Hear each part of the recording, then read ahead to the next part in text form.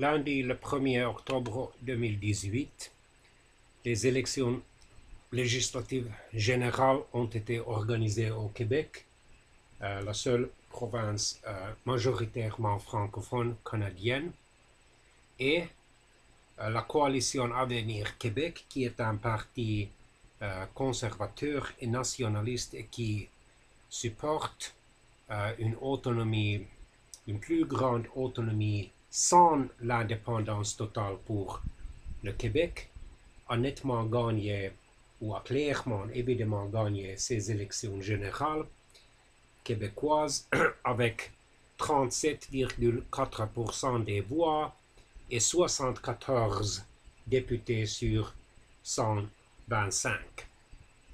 Le gouvernement sortant du Premier ministre québécois Philippe Couillard, représentant le Parti libéral du Québec, a vaincu ces élections avec une grande marge, recevant seulement 24,8% des voix et 32 députés.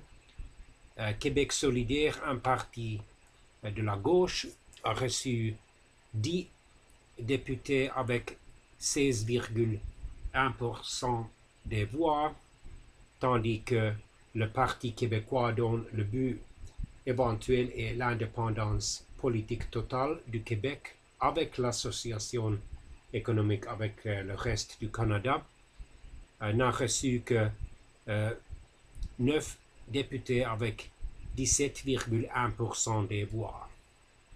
Ainsi, le chef de la coalition Avenir Québec, François Legault, deviendra le nouveau Premier ministre québécois.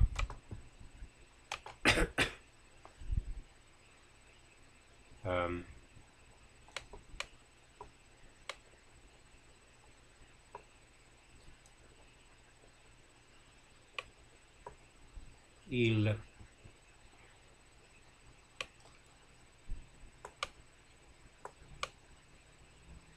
était né en mai 1957, donc il a 61 ans.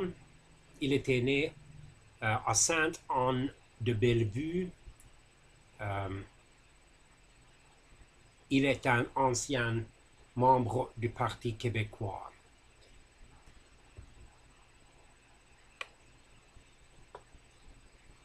Après une carrière dans le monde des affaires comme fondateur d'Air Transat, il s'est lancé en politique en 1998, lorsqu'il est élu député de Rousseau sous la bannière du Parti québécois. Il a occupé ensuite les fonctions de ministre de l'Éducation de 1998 jusqu'à 2002, puis de ministre de la Santé et des Services sociaux de 2002 à 2003. Il a démissionné comme député en 2009, puis il a fondé en 2011 la coalition Avenir Québec, dont il est devenu le chef.